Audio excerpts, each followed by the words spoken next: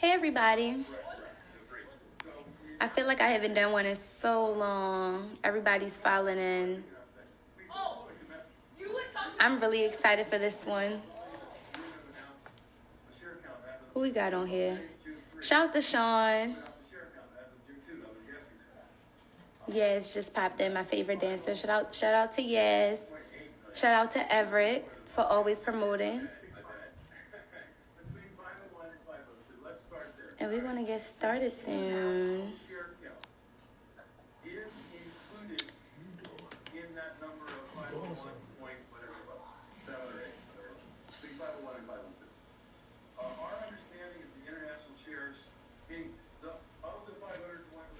All right, I'm gonna send it off. Should be adding in soon.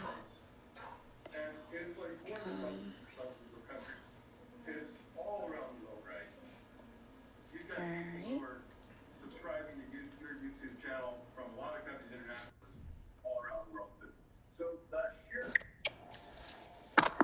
What's up? Hey, can you hear me? Yeah, I can hear you. Can you hear me? Yeah, for sure. What's going on? What's up? We got Mekka Lux in the place to be. What's happening, everybody? What's good? Shout out to the livest audience. You got a lot of fans out there. You got a lot of people Think so? who were more excited for this interview than I was. Hey, man. We just thankful, and I'm real happy for the support. I didn't think I was gonna get the type of reception some of the music's been getting, but it's definitely paying off. Mm-hmm. So my first impression let me know that what I thought was my first impression actually wasn't. Yeah. Sean sent you to me, and I looked at your music, and I realized that you had a collab that I heard before with Depot, and I was like, "Oh my gosh, this is him." Depot, that's my guy. Yes. So talk about when did you start doing music? Because it threw me off a little bit. Your body of work on Apple Music is smaller, but every song is a banger, and every song does sound like you have had time and practice, like you know what you're doing. Yeah. So when did you actually start doing music? I want to say, there was a time where, in my life where I fell in love with music. And then when I actually started putting it to, putting, some of the stuff I was learning and picking up along the way in the use was probably, later on in my life. But early on, I joined, an orchestra. My mom put me in that in, middle school. That's kind of when my, love for music kind of came, because it's just, different sounds that I kept listening to, whether Coldplay playing on the radio, Yes, or Gucci Mane, all that. It's I was listening to everything coming from Atlanta, but I listened to instrumentation, that was what I really fell in love with. So at one time I thought I wanted to produce or something like that, but then I would just be writing lyrics and things of that sort. And eventually, fast forward into maybe I'd say 11th grade was when I started freestyling for my guys. We had I forgot what the app is called. I was just talking about this the other day, but there was an app that everybody used to join.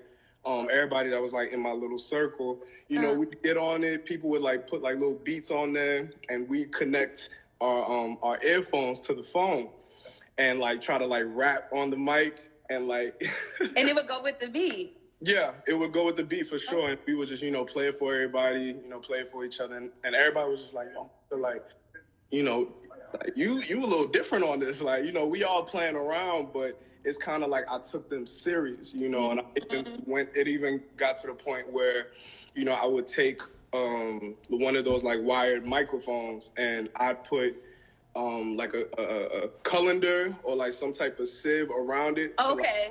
To cover it. So, yeah. And, it's I was young, 16, 17, but it's I still kind of had a sense of how it was supposed to go. So, fast forwarding a little bit until 18, 19, that was where records started coming about, where I'm recording in people's rooms. They got their own little setup. We just, putting stuff out on SoundCloud. So, fun fact, I know I go by the name Mekka Lux, but there are definitely like some old records that's still on SoundCloud, like from 2015, 2014, you know, where I was just like playing around, stuff like that. But new phone, by the time we had got the new phone, I had made a transition from where I was writing for artists, helping out with the, you know, the creative process and stuff like that of that nature.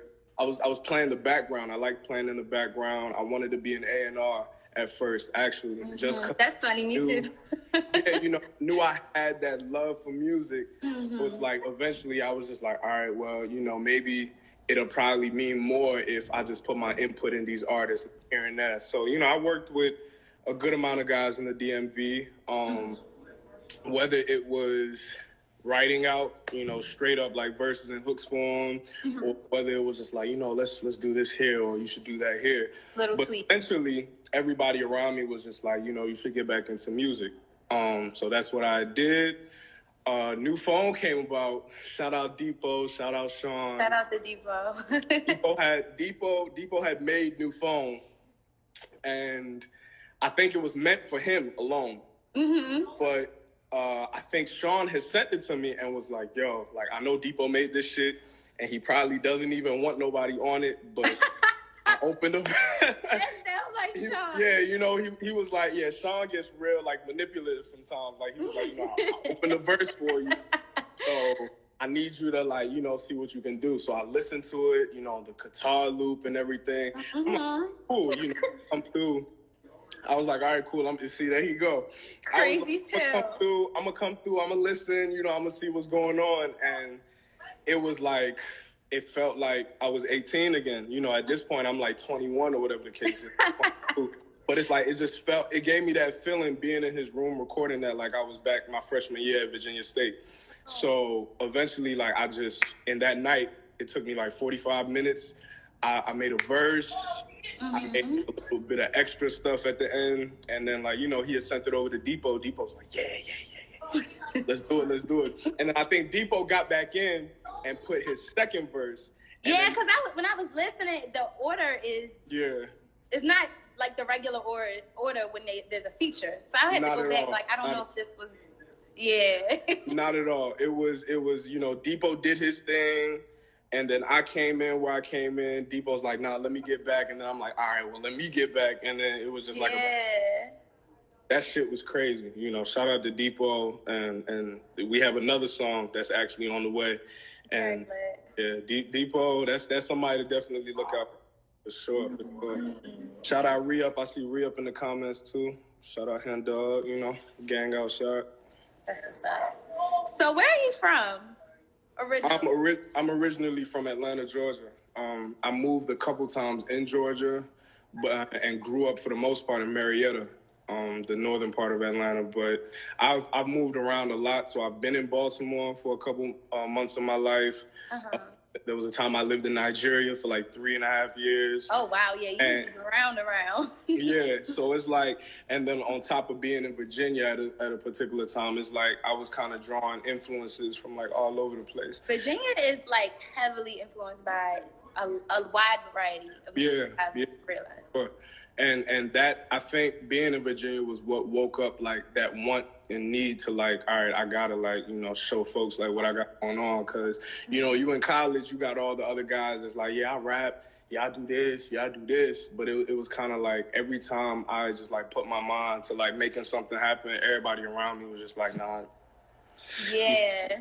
That's it. So I think over time, like more of like me just studying stuff and learning things and picking up new things as I was growing, whether being in Atlanta, being in Baltimore, being in Virginia, being in Nigeria, it's like I kind of just soaked everything up, and that's where I came from now. But yeah, I'm a Georgia for sure. You can definitely hear it. What's one of those songs that you would say, like, I think everybody has a group of songs that they're not gonna probably throw it on the aux if they got, you know, everybody in their car. But what's one of those songs, it could be old or newer, that like inspired you, or a song that you really took to that was like outside of your norm or anybody's norm? A song by someone else or a song of mine? By someone else, like a a mainstream song. Okay.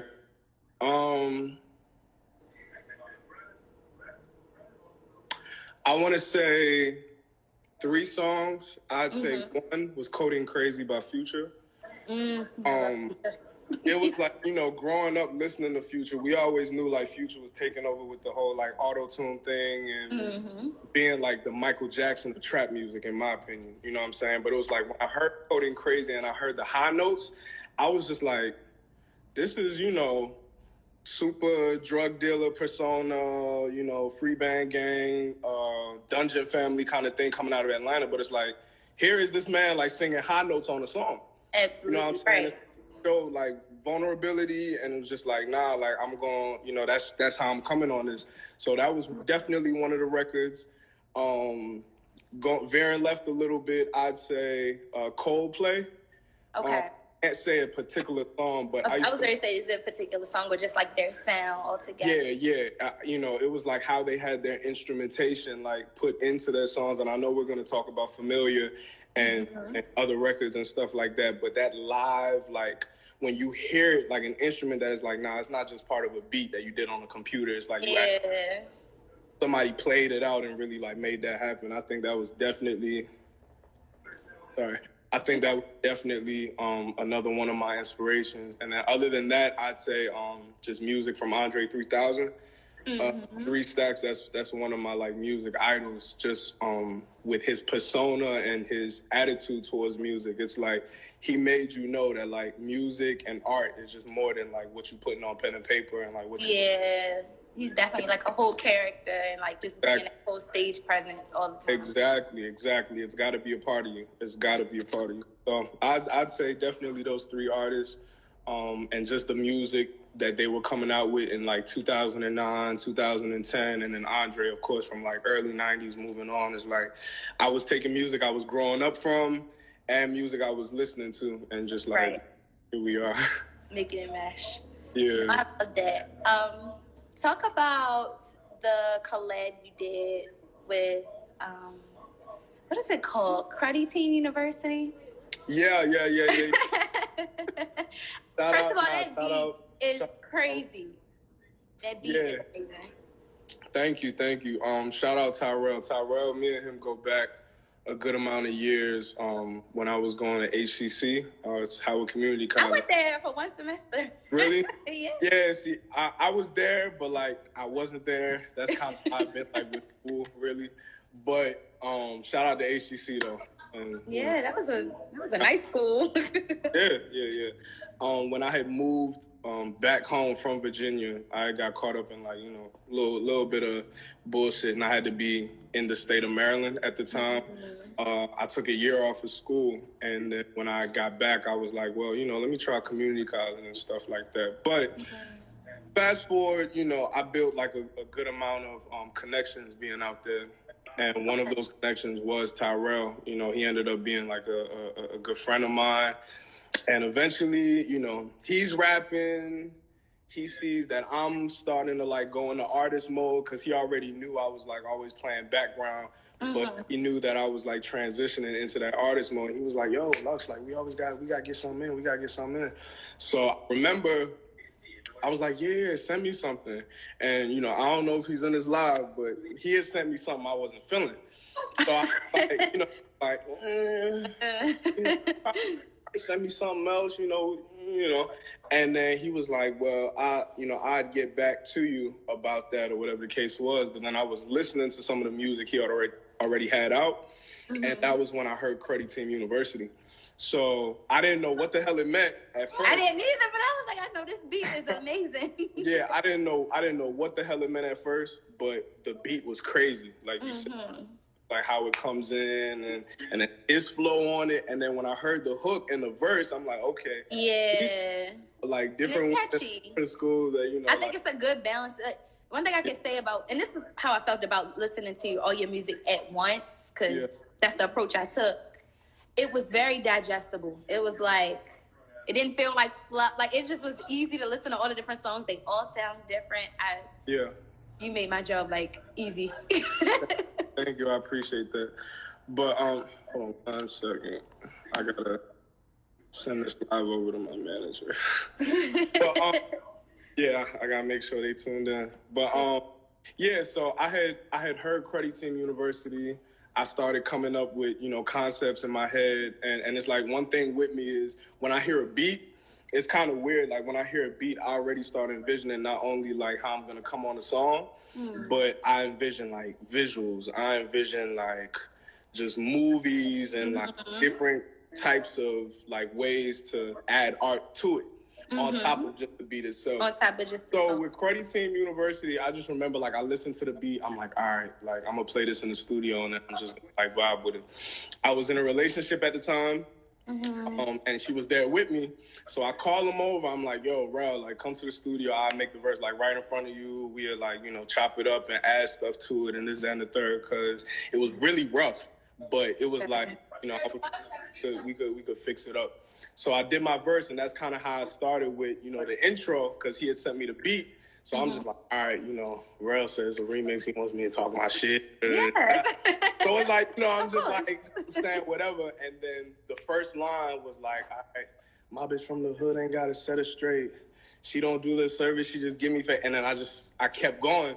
And everybody's around me like, okay. Yes. So that's kind of how that happened. And then, they shipped it over, and that's Credit Team University remix. Oh my goodness, I love it. Talk about How High. How High. Okay, so How High. When did that actually drop? How High dropped on the same day as Familiar. Actually. Okay, I was about to say, I don't know. Yeah. Like, I know they were the same year, but I didn't know if it was the same, like if they were close in vicinity. Yeah. How High, and I don't know. Now that I think about it, I don't really like think about like regrets or anything, but just seeing the reception that Familiar has gotten, and shout out to everybody that's supporting. We had 20K streams right now. That's like insane to me, and How High is there? Yes. So, it's kind of like everybody just like listens to Familiar and kind of forgets like, the whole point of it was, okay, it's been a year since I put anything out, but it's like, let me show you how versatile I am. Yes. So here you go with the Afro, but then it's like I could still get in that like gritty hip hop thing, and then it's like as people are gonna hear, like with my upcoming tape and R&B, you there? Yeah, my bad. Yeah, so you're gonna hear like other genres like R&B, and more Afro and more trap and stuff like that. So I kind of wanted to show that versatility, but the way Familiar just like took off, How High kind of got put in the undershadow. But How High came about because my mindset at the time, it was a lot of things that were going on, and my mindset was like really negative. I won't even lie. It was a couple things I was going through, and it related translated into my music.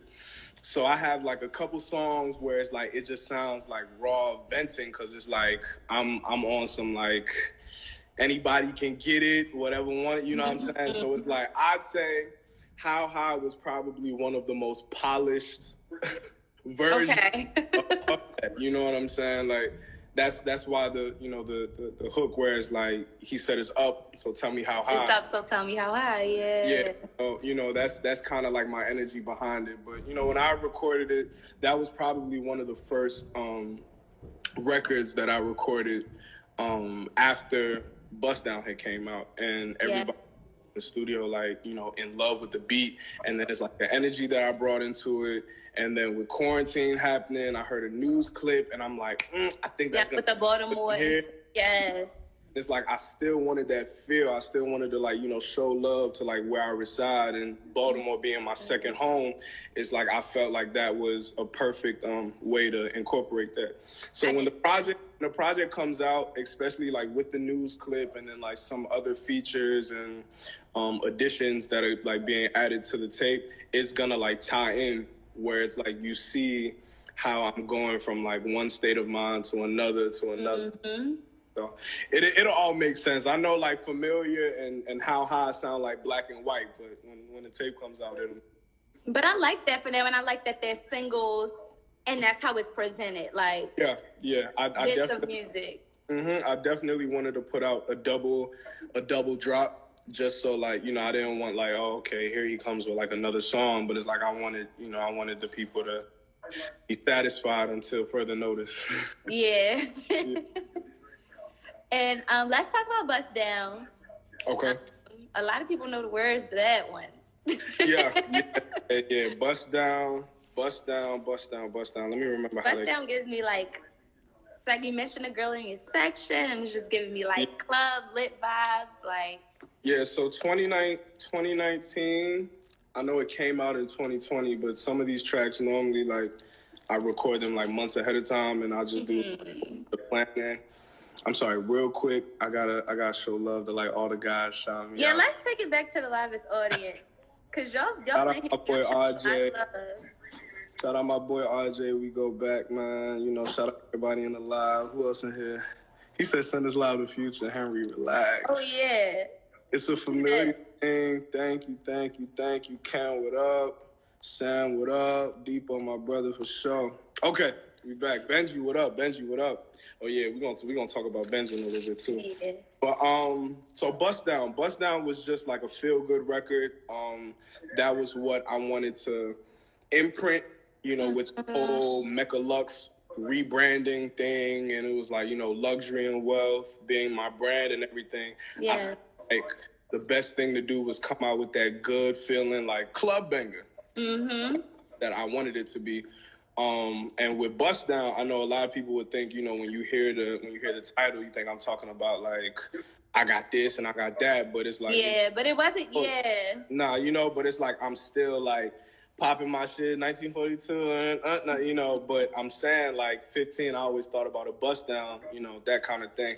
But Bust Down, I recorded that in Baltimore with my boy Kruger, and it was just another one of those records that's like, when I finished it, you know, I played it for the guys, and I'm like, yo, what y'all think? And I think that's kind of how it's been for me, like moving into my music. It's like, once everybody around me approves, then it's like, okay, no, I got one, you know. So definitely one of those ones, because everybody just kept singing it like, yes, you know, and people was like Kodak bopping and stuff like that. They said Kodak vibe from it, but it was just something that I wanted to put out, you know, thinking it was about to like go crazy or whatever. But unfortunately, I put it out during quarantine, so I had no like real.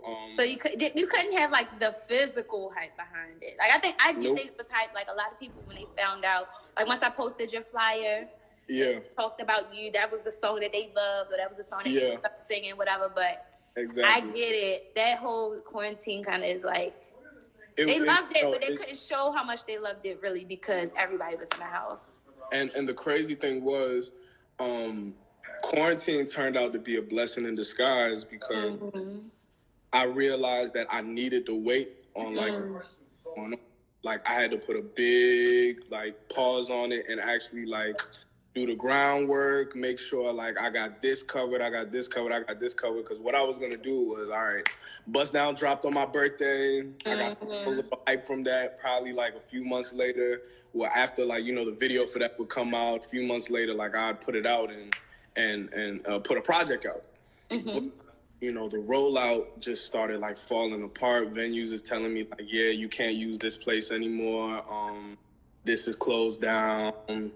Social distance. It was like, you know, I'm just like, wow, like I got this song out and it's doing well, like between like people, you know, sending it to each other and posting it on the gram or whatever the case is. But at the end of the day, the world we live in now with music is like people got to see it. Yes. You know, people got to see visuals. People got to like see the imagery behind like what you're putting on the track. So Bust Down, you know, I still got plans for that song. I'm still going to add it to the tape because it still falls in line with, you know, part of that like transition that I was like, moods and mindsets like as the project goes on. So yeah, Bust Down. We ain't done with Bust Down. I'll tell y'all that. Yes. Okay. What else? Did It Again. Talk about Did It Again. Talk about Benji. Did It Again. Benji is so close to me that he's almost like blood, right? Like I've known Benji since I want to say like my parents had split one time. My dad moved to Baltimore. I stayed in that with my mom, right? Okay. So it would be summers.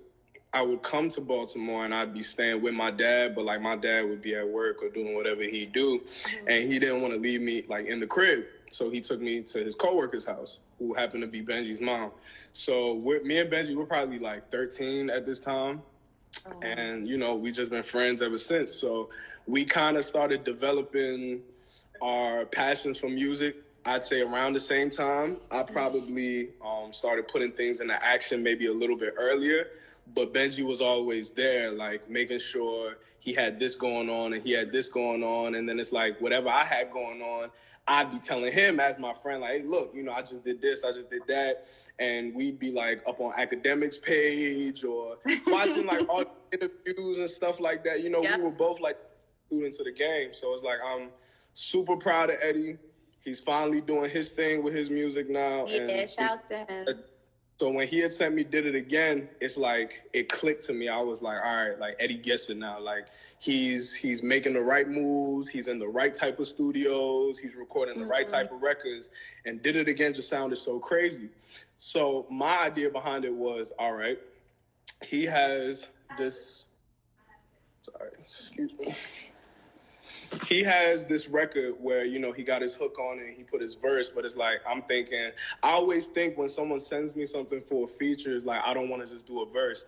I want to see like how I can bring more life to it. Mm-hmm. When I heard the intro and how it built up, I was like, okay, like I hear the guitar, I hear the little spooky vibe. I'm like, all right, what if I add some vocals right here? Like, damn, I just did it again. Damn, I just did it. You know, like kind of getting a feel for it because I like to freestyle and like let everything come out naturally. And like that was it. Like, you know, I called Benji in just the same way like I called Rel in before. And I'm like, bro, I'll do it right in front of you. Whatever you don't like that you hear, I'll fix it. But it's like I was in there high out my mind as made sure like he was fucking with it at the same time. But by the time I was done with the verse, like I came back, you know, outside of the booth and everybody was just in there going crazy. I think that's like one thing that's consistent about you. You always create that good energy. Like even all of your collabs seem like they just mesh. It just happens. Yeah, and that's why, you know, I wouldn't say like I'm good off features, but it's like I move solely off of genuine energy, right? So it's like when people like my brother hit me up for a verse, it's like, dog, say the word, like just send it whenever you want to do it, like let's get it. You know, same thing with Tyrell and other people that I've collabed with, of course. Some of the features I've done haven't come out or whatever, but it has to be like a genuine feel.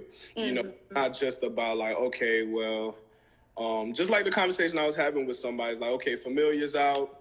I got whoever on my line, you know, trying to make whatever happen, of course. But it's like, this is what I'm going to have to charge you for this because it's like, for one, I don't know you. And at this point, it's like, I feel like when you hear the energy, it's, I mean, not guaranteed, but technically guaranteed when you know it's a good vibe. Yeah. And that takes a lot of time. All of the pieces that, you know, you do have to pull together to make a song. Of course. So, you know, just getting back to the Did It Again record, when we had put it out, first we played it for the guys. Everybody was like loving it. I think I had ended up adding more to it again. Because I know, like, when my verse comes in, like, I did something with the beat where it's like I made it go underwater. So, like, my vocals kind of stood out more. And then it, like, came back in. And people were going crazy at, like, the lyrics I was saying. And then it's like, everybody was like, wait, this is Benji, too? You know, because it's like, I'm telling you, like, he was, like, developing at the same time. So, like, I feel like It Again was his record where it was like, all right, like, kind of like how Bust Down was for me. Even though I had other songs that were out, but Did It Again was just like, you know, everybody just around me like, did it again, you know, crazy. So shout out to Benji, man. That's my brother. So as far as I go, he's definitely going to be somewhere behind me for sure. That's what's up. Shout out to Benji. Okay, last but not least, because I was trying to ignore the comments.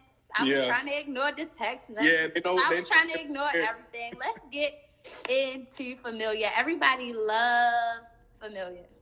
Yes, Familiar. Where do I start? Because actually, a fun fact about Familiar, I didn't like the song. When I first recorded it, and I mean, I know it's probably for various reasons. Because for one, like, I recorded it at a different studio, which was already new for me being like a new artist and still trying to like learn about myself, how I work. It was already strange that I was like all the way out in PG making, you know, a track with like a whole bunch of people that I'm not familiar with. But I was referred to that place by a mutual friend because, you know, it was an Afro track. My engineer is white. And, you know, like I don't think he's ever like... I do have another song called If He Dies, which is Afro and it's going to be on the tape. But that was like the first time he was ever like really working. Authentic, she came with a receipt. Yes, sir. That was really ever, the first time he ever really like got like deep into working with an Afro song. So I was like, all right, well, I'm going to take this record and I'll get it mixed and mastered with this other guy, right? And then as I was like making that happen, I heard the beat for Familiar. As I heard it, shout out to 5 Star. He's a producer from London. I think I heard it on YouTube or something. I forgot how I heard the beat, but my boy Jabril, I freestyled like a little like 4 to 8 bars for him, and I was just like, yo, what you think of this flow right here? And he's like, yeah, I like that. You know, like, she used to flex like I wasn't good enough. Now she's here. And I'm like, you sure it's not corny, bro? Like, you sure it's not corny? It wasn't. Pulling up, like, you sure that shit not corny? He's like, no, that shit. I'm like, all right, cool. So I believe, and I see Janelle in the comments. Shout out to Janelle. My sis had came in town from Florida. And she had stayed with me that night that I picked up from, I believe I picked up from the airport that night, but I freestyled it for her as well. And she was like, yeah, I think you should record this. So I'm like, all right. One of my niggas is saying yeah, but it's like one of the homegirls is saying yeah. Yeah, so both. So I remember she had rode with me to the studio. A couple other of my friends were there because I was just like, all right, I'm at a new studio. I'm probably going to need some folks with me to like get in that mode. And it was a lot of noise that day. Like it was, you know, it's like the vibe that they have at that studio is kind of like everybody can come through and hang. And there's some people like out the studio that's like having conversations. It was a whole bunch of artists all over the place. It's kind of like just a music house, essentially, right? But that shit was pissing me off. I'm like, well, look, like I understand. You used to first of all, you were always recording back home in like intimate spaces. You were with, you know, in a smaller place with people you knew. Exactly. So I'm like, all right, I'm making this transition where it's like I gotta be able to record anywhere. You know, like if somebody flies me out to this studio here, or that's a real learning lesson. You know, I'm doing because a lot of people are uncomfortable, like especially music artists. Yeah, I think it's good to get them uncomfortable, and that was your time to get uncomfortable. Yeah, definitely. And I think that's why like my own song had to kind of grow on me, because it's like the thought process and like the recording process was just in my head. Like, you know, it was a lot of like just distractions going on, and I kept complaining about it. And after I was able to record a hook and I think a little bit of the verse. So I started playing that for the guys and everybody was like, why you sound like that? But like, good way, you know what I'm saying? It's like, cause I had like the whole like London vibe going, but I didn't even know at first. And it's ironic, I lived in London when I was younger for like, probably like 2 months. Like, and the influence. Uncle.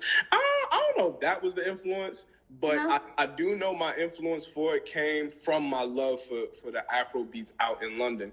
Okay. You know, I'm not really, at least when it comes to me making it, I'm not really into like the whole like, I don't know, like Chama, my lover, like them kind of stuff. I like the gangster approach that like some of these London artists like bring to Afro. You know, people like Kojo Funds, people like Heady One, even Skepta being Nigerian himself. That's another big influence of mine, and Jay Huss, of course, who I referenced in the song. So my thought process was, okay, like one of your favorite songs is like, damn, I can't even remember the name of it right now, but it's a J Hus song where he's basically talking about like pulling up in a white Benz, black Benz, this, that, and the third. But it's like his whole persona is, I'm this ugly guy, but my money's pretty. Mm-hmm. Like the more I make of it, it's gonna be attractive to women. So that was kind of my thought process behind it, where it was like, you know, she used to flex like I wasn't good enough. Now she see a Benz pulling up. She heard I'm going up in the Ville. She thinks I look familiar. You know, that was kind of that thought process behind that. So when everybody was listening to it, they were like, what? Like, this is crazy. You know, this, that, and the third. Fast forwarding, I think I finished. It took me like 7 sessions to finish Familiar because I kept... Every time I'd come back home, and this is another problem of mine that turned into like a good thing, is like I tend to be like real, like nitpicky about my music. So I would hear something and oh, like, I don't like how I did this. And I'd be asking one of my friends, and they're like, I mean, why are you telling me? You the one that did it. I'm like, what do you think though? Like, you know, like what, you think I changed this? You think I should, you know? So that came about, and then I think around like the 3rd or 4th session, the engineer that I worked with, fortunately for me, happens to play instruments live, and he plays them for various Afrobeat artists, including DeVito, like himself. You know, so shout out Layla. If anybody's watching this, you know, shout out to him. But where was I? Yeah, so he had played the saxophone that you hear on the hook, and then also like the keyboard keys that you hear at the end of the song. And I was just like, I want something to bring this beat to life. Like I was saying earlier, like how the live instrumentation kind of thing like plays a role for me. And it's ironic that everybody now, that's one of like the significant parts of the song that everybody remembers, is like how the sax just comes in at the hook, and then it's like its own life of its own. Hey, Mike, can you close that door? Appreciate it. So that, when we had put that in, that's when I was like, okay, now we got a record on our hands. Like that, it's like now the song has its own life. It's like its own little party in 3 minutes, you know, and that gets made. I'm sending it out. Everybody's, you know, messing with it, but it's like I got Bust Down out. I have How High and a whole bunch of other rap, like the singles, like yeah. And I'm like, all right, so how am I about to like tell folks I'm not an Afrobeat artist, but I made a really nice Afrobeat song. You know, so around that time, Clubhouse had came about. You familiar with Clubhouse? Yeah, Clubhouse came about, and I think Clubhouse was my saving grace for this song, because that was where the connections came out like crazy. Oh, like, wow. I was playing, you know, I'm just like, all right, Clubhouse. And once again, shout out to Sean. You know, Sean is one of the yeah, he actually sent me my Clubhouse invite too. I was literally, I swear, I was literally telling Sean about this like 2 weeks ago. Like, bruh, I don't care how far it's been and like how far I go into like, you know, hopefully blowing up and getting some type of crazy deal or whatever the case is. I'll never forget that this man introduced me to Clubhouse, because I'm just like, all right, it's quarantine. How the hell can I network Bust Down? I'm thinking about Bust Down. Right? I'm like, how can I like network this song, since I couldn't get a video out and I couldn't do this and I couldn't do that? And here's this platform where it's a whole bunch of people. Not that many people know about it. And there's all these music executives and artists and like just people that work for labels and stuff like that that are on Clubhouse talking. So eventually, you know, I'm like trying to hop in these rooms and trying to get my voice heard. Like, hey, you know, can I, you know, play this for you and play that for you? And then eventually there were like actual music rooms where folks were actually like live listening to people like play their record. Music. And they would like, you know, review it and tell you, you know, if you got some, this, that, and the third. And, you know, long story short, excuse me. I remember I played Familiar one day, and it was somebody from London that was in there. And he DM'd me, he's like, bruv, you know, this record would go crazy in the UK, bruv. Like, you know, you need to do. So I remember I called one of my homeboys that actually lives in London. Shout out to Zeke. I don't know if he's seeing, he's probably asleep now because of the time difference. But I played it for him, and he's like, yo, like, you sure? Like, you lived in London longer than like, he's like, this sounds like a typical like J Hus or Kojo Funds type of record. And I'm like, well, that's the envisioning that I had. And I guess me being like a former writer is like, I just easily tapped into that pocket as if like I was making the record for like a J Hus or something, but it was really for myself. And, like once again, long story short, the connections came. I kept playing it. I probably got like 500 Instagram followers directly from Clubhouse. My DMs were crazy, like every day. That's crazy. I was about to ask you that next. Like, what was the response from like the fans or like your supporters that already or had already? It was wild. It was crazy because, mind you, I dropped this song a month ago, but I was in Clubhouse from November. So I was playing Familiar all through November up until like maybe like January, February, and it was just like 20 DMs a day, like, bro, where's that record? Send me that record. Where's this? Where, you know what I'm saying? Like, oh, get in contact with me. And long story short, Afro B had heard it, tapped in with me on Instagram. Folks from BBC Radio, multiple radio hosts heard it. And I got Familiar played in Columbus, Georgia on Foxy 105 FM. Oh, that's lit. Unreleased record. This song wasn't out. The song wasn't out. It was already playing on the radio, like, and it's crazy when I put out Familiar. I don't know how that works, but that radio spin was there. Like immediately I put it out before like anybody even got a chance to hear it. But more people had heard it, connected me with folks from different labels and whatnot. Eventually, fast forward to May, I'm like, all right, well, I got to put this out, and I got to chase. I got, it was like, all right, this is getting too much. Like everybody would see me in public, and before they would even say hi, they would say, where's the song? Where's the song? It was like, it reached a point where I was like, all right, cool. Like I got to give it to these folks and really put it out. April 30th, Familiar comes out with How High, and that was it. Even like, and people were already getting hints because I did a photo shoot for the cover art. Shout out to Digital Factory, one of the best studios, photo studios, video studios in the DMV area. Yeah, shout out to Steve, shout out to Prosper. I went through, I was seeing like who I could hit up because I had these ideas in my head, like, all right, I want to do like some type of Polaroid photo shoot or something that just has to do with like women around me thinking I look familiar, because I got some money on me or something. And, these three wonderful ladies came through, Rianne, Bethel, and Aaliyah. And they came through. It was a vibe. We all took shots of Casamigos. We did the photos. My guys were in there. It was like a big, kickback.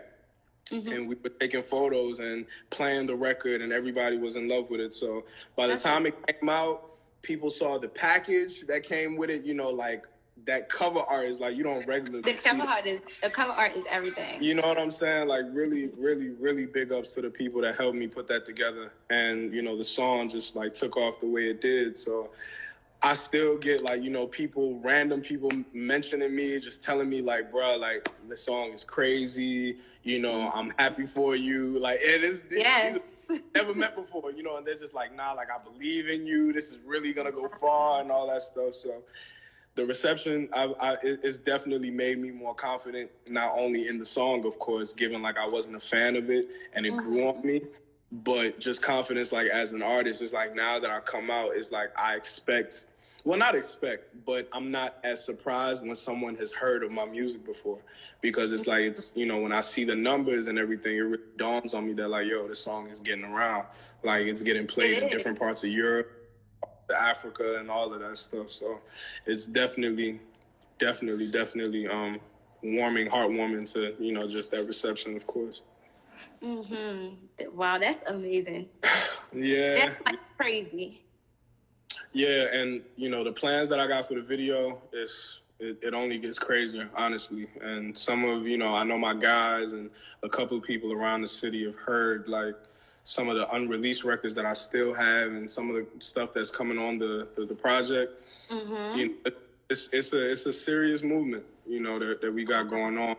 I'm just really appreciative for the guys that are tapping in. People like Sean, you know, I'm not gonna stop saying his name. You know, he put me into this interview. He put me on Clubhouse. He's putting me. Yeah, Sean is the one. Definitely, you know, definitely. A lot of people, you know, shout out my boy Toby, shout out Erno, like they just kept believing in like what they heard, whether it was from like the Playful records to some of the records I actually made in the studio, and how they've just like pushed it around. And more friends of mine from different parts of, you know, America, my friends in Houston, Boise, my friends in Atlanta, like everywhere. It's like I could shout out all these guys because like they're really hands-on with how they believe in my sound and really like push it out as if it's their own record. So I'm definitely appreciative of the support, for sure. Yeah, amazing support. When you are recording songs, do you record a lot at once? Do you like record one? What does your studio vibe look like? Like your typical? So for one, sorry. There we go. All right. So for one, it's like, it's kind of hard to explain because I can go into the studio and come out with like 3, 4, 5 records, and then I could go in one night and just be working on one, whether I'm being stuck on it or I'm just adding more to it, you know, and stuff like that. But it really varies. One thing, like I said earlier, that I try not to do is write as much anymore, unless it's like either something I'm writing for someone, excuse me, or it's like a particular song where it's like the message behind it really has to get like, you know, like a full thought process and like lyrics and all of that stuff. But most of the time, like, you know, sorry to say, like I just get high and go to the studio and just like let it come out of me, you know. But it definitely varies. To answer your question, it definitely varies. That's what's up. Do you feel like you prefer the songs that come out when you are freestyling versus when you write? Or is it just more so like you're trying to sharpen the skill? Absolutely. Because a secret about mine, you know, hopefully nobody in the live tell any of my It's Galleria. We get all the exclusives. Yeah, when I write for a song, I have to finish that song in that session. Because it's like the ideas. And remember when I was saying, like, I come up with, like, so many ideas at one time. It's like I can start writing down, like, all right, this is the video concept. Okay, this is where we're going to do it. You know, this is the vibe that I have on here. I might do this with it. I might do this with it. And I haven't even recorded the song yet. You know, so it's like I'd have all these ideas, and then by the time I get to the studio, I could forget something.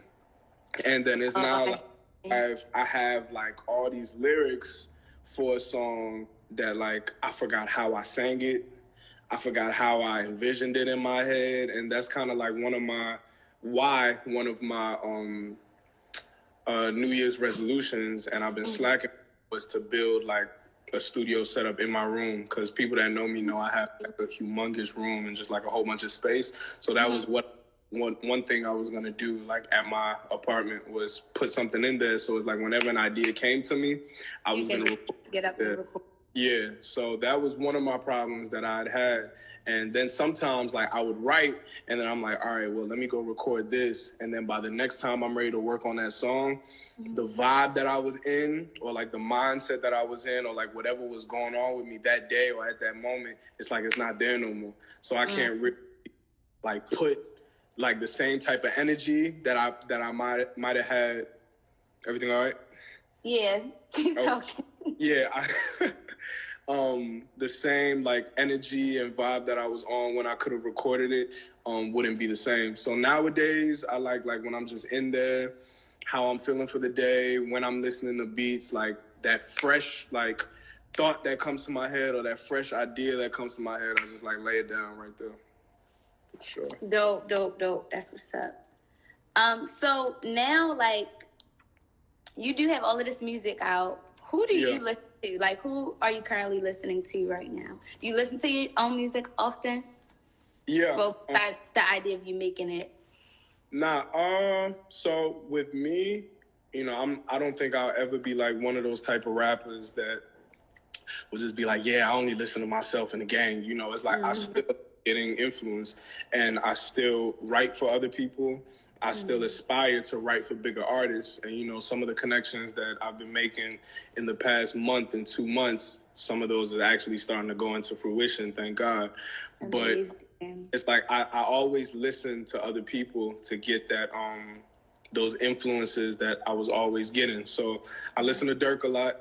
I still listen to Future a lot. I listen to Thug a lot. But it's like I still, you know, make that transition and go play Tame Impala, you know, for who that is. It's like I still listen to that instrumentation and like how he's flowing with that. Then I might, you know, I wouldn't mind listening to like a Katy Perry song or something like that just to see like her attitude behind music or whatever the case. Like I draw from everywhere. You know, I love every genre of music, probably except country. I don't know why I don't get down with country. But everything else, though, I'm a big fan of. So, you know, I draw influences from everywhere. But at the same time, I'd say about half of the time I am listening to myself only because I listen to things I want to work on. I don't really listen to finished tracks often, so I play more. Like I play more of like incomplete tracks of mine. Like for those, you know, that know me, like there's a particular song that like everybody keeps trying to play right now. And I'm just like, let's stay down, guys. Like it's not even finished yet, but they already see the vibe that's coming from it. It's some crazy shit coming. I won't even lie to you. I believe it. Yeah. So that's one thing I normally do. And then people are always sending me beats. So I like to listen to like new sounds and stuff like that are coming in. And I'm just always trying to work. Like I write every day. If you see my notes app or my notebook, it's just like words and words and words and songs and songs and songs. So I be having a lot to listen to. But when I'm with the guys, I definitely play like some of the people that I listen to. I play Benji's for sure. You know, I play Depot for sure. The songs he got out. I play like a couple of the local guys. Re-Up Nelson, shout out Re-Up. You know, and some other folks. So definitely anybody that's good in the city, anybody that I can relate to their music and I believe they're talking about. Yeah. I definitely tap in because once again, like that's the thing with music. Folks they have to see it and they got to believe it too because they're not going to resonate with your music if they don't believe in it. And that's something I learned for sure. So I always try to like stay true to what I got going on. That's what's up. Yeah. So we know that you are putting together a project. Do we have a possible date of dropping, a month, a season? Summertime is coming up. We need summer bangers. Okay, so I have a project that I'm finalizing. Okay. Looking at the whiteboard with all the tracks on it and everything. And I'm trying to finish on myself as much as possible. But it's called Insomniac 2. And why it's called 2 is because during that time period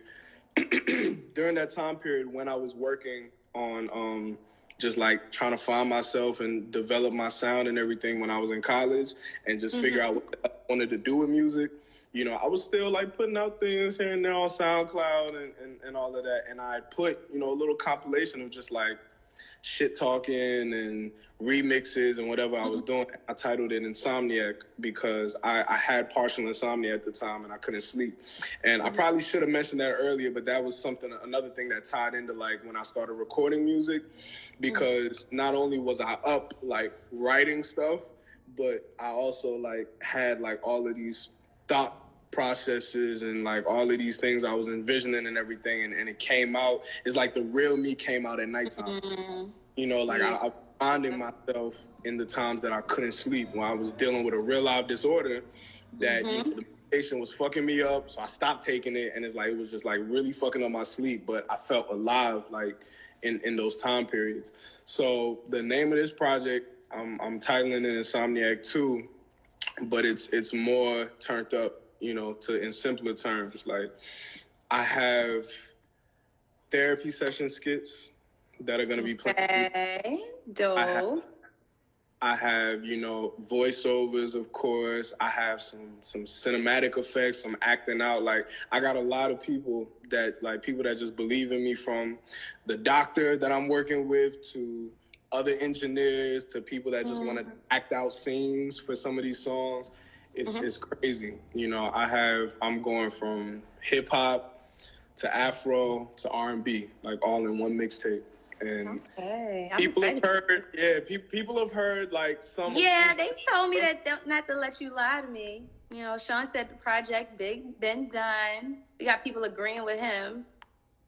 I don't even see the comments anymore. But yeah, it's gonna be crazy.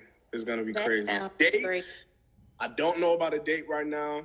The original date I had in mind was actually to put it out, I believe, like at the end of May, actually, because I was gonna drop. Soon. It's coming soon, maybe. Definitely this year. I'll put it like that. We're in June right now. We're halfway here. I tell you, I got 6 months. So whenever time in the next 6 months it comes out, folks will know. They say drop it now. End of June, bro. Come on. Like, they like now. I mean, it's not me. It's what the people want. I say this. Any creator understands that, you know, sometimes it's detrimental to yourself when you time yourself. You know, I realized because really, and those that know, Insomniac 2 was actually supposed to come out on Black Friday. That was when everything was supposed to come out. I had How High ready. I had all these other songs ready. But then it's like, as I was on Clubhouse, like I mentioned earlier, I was learning more and more that, like, it takes time. It takes patience. It takes, you know, a lot of groundwork that you got to do. I started learning about copyrights, you know, because some like goofy. It's a lot to learn. Like some goofy ass nigga like made a brand with my exact name, and like he doesn't have that name at all. But he had made that. I learned about copyrights. I'm like, oh snap, okay. So that's like every time I learn something new, it's like, all right, we gotta push the time back a little bit more. Well, this is in order. I gotta make sure this is in order. So when I started finalizing all that stuff, at the same time I was making more songs. You know, I'm still recording like every other day, every other weekend, and it's like I don't like to leave. I guess maybe it's the Nigerian in me, but I don't like to leave the studio without like something that is like, all right, like boom, like I got this. Yeah. And shout out to my boy Kruger, because it's like he be right with me when I'm just like, yo, make sure I don't leave out of here until we got something. Like, you know what I'm saying? Like, it was always that kind of vibe. Date, I don't know. I really don't know, but it is almost done. Most of the tracks are recorded fully.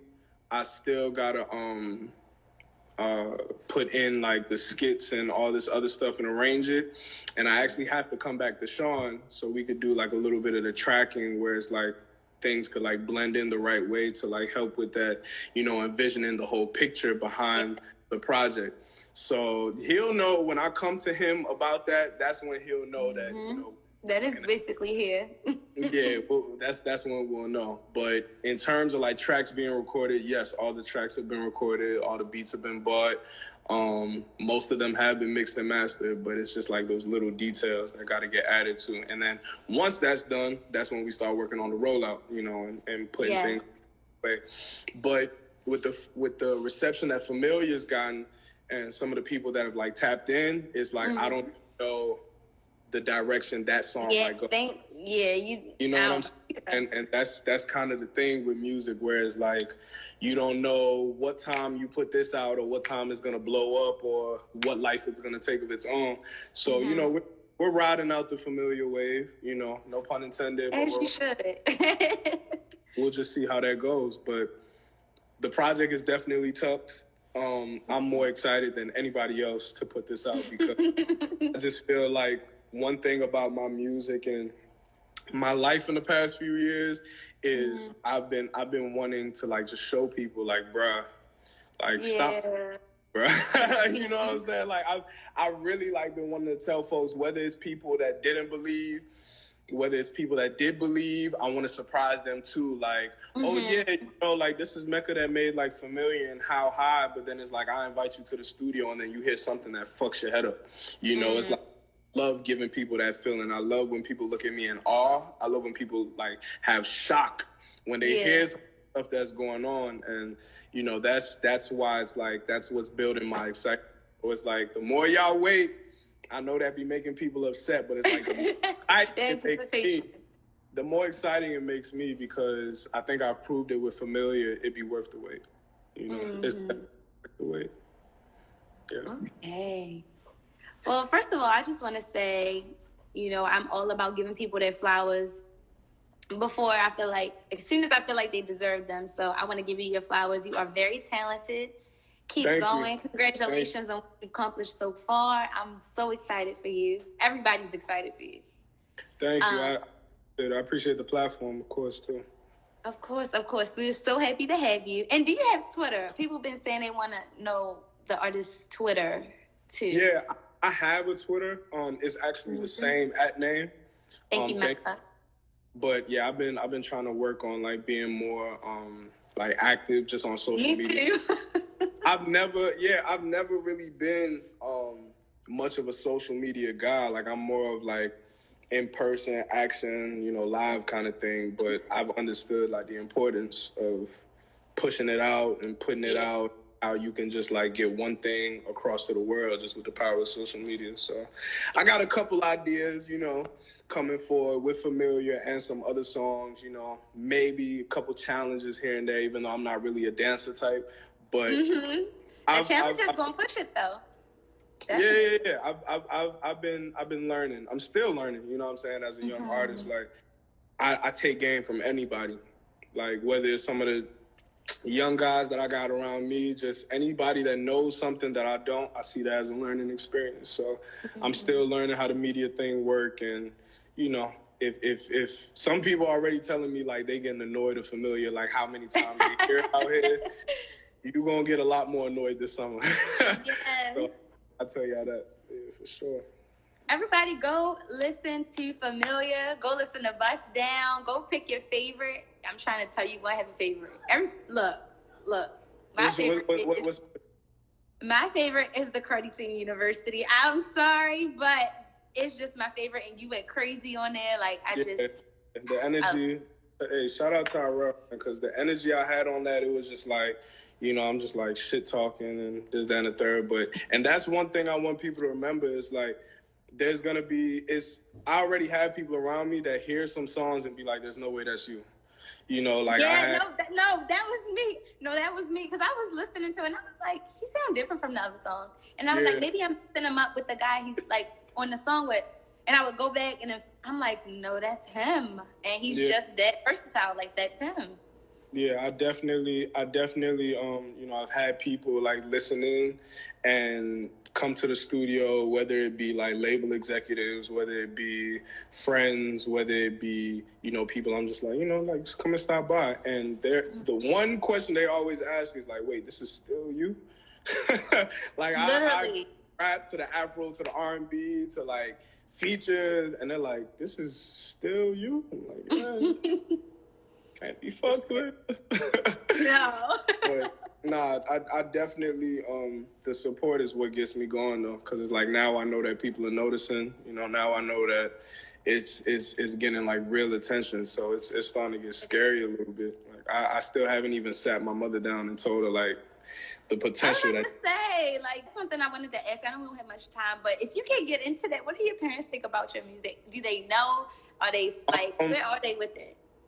So one of my friends had mentioned to my father that I did music and played it for him. And then I think with that, it's only because of like, you know, and I know we don't got much time for me to like start getting into like any like family stuff, but just the dynamic of how I grew up like with my mother and then like how she was and then like knowing my dad and how he is, I kind of grew up being a guy that just kept things to himself, you know, and I never really felt that familiar or support system like when it came to like my ideas and some of the other things I wanted to do. Growing up African, you know, it's like be a doctor, be a lawyer, be an engineer kind of thing.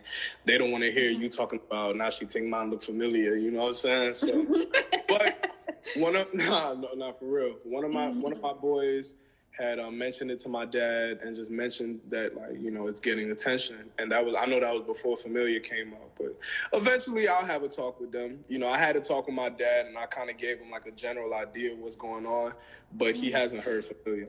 So I think I might record that reaction just to see how he feels. Yeah, I think you should record it because I want to see it. Yeah, for sure. Well, thank you again for hopping on. Like, so appreciate it. Everybody, shout out to the livest audience. The audience was lit. Y'all made this interview lit. Yeah, I can't see the comments no more, but shout out everybody that tuned in. You know, shout out everybody that's been supporting. Like, that, you know, is really, like, I don't even want to sound all sentimental and stuff, but that's really what keeps me going, because I was the only child for, like, a large part of my life, and it's like I kept moving often, so it's like when I feel genuine love, like, it means a lot to me, for sure, and that's why I always try to, like, push it back. By the way, I'm rocking, you know, Villains gear. A lot of people might not be familiar, but tap in with my boy Osei. Villains, get you a hat, get you a jacket. I know I got some of their stuff on my page. You know, tap in with them. It's a lot. It's a lot of art coming out of the DMV. It's a lot of. It's getting crazy. It's getting crazy. You know what I'm saying? Like it's getting hectic out here. It's getting big and hectic. Okay, like yeah. I think it's really our time. Definitely, and that's another thing that I definitely want to speak on at another time, whatever platform. But it's, you know, me not being from here and living out here, the amount of like years I've lived is like it's crazy what has been brewing out of this tri-state area, because it's not just Baltimore, it's not just PG County, it's everywhere, DC, Virginia, everywhere. Like folks is going crazy on different types of art. Like it's not just music. Yeah. You know, it's dancing, it's this, it's that. So hopefully, you know, this area start getting some spotlight, you know, of course to me and like other people around me, but everyone that's, you know, like really in their bag this time. You know, everybody's going crazy. So big up to everybody for sure. Yes, I definitely agree. Yeah, that's it. Thank you, Sean. Shout out to Sean. I know we kept saying this, but I think we both feel that same kind of like love towards Sean, where he's going to put you in position to make sure that you win regardless of whatever. You want to see everybody win. So and the thing with Sean, sorry to cut you off. The thing with Sean is you don't got to know him like at all. He just got to hear what you got going on. So it's like folks like that. Those are important people to keep around you. You know what I'm saying? Like, not only do they give genuine honesty, but it's like they show genuine love when they believe in what you got going on. So Sean is my brother for sure. We've been locked in like the last 3 years, I believe I've known him. You know, we going for 100 for sure. Thank you for having me. We out. We was in the place to be, and now it's time to go. See y'all. Yes, sir.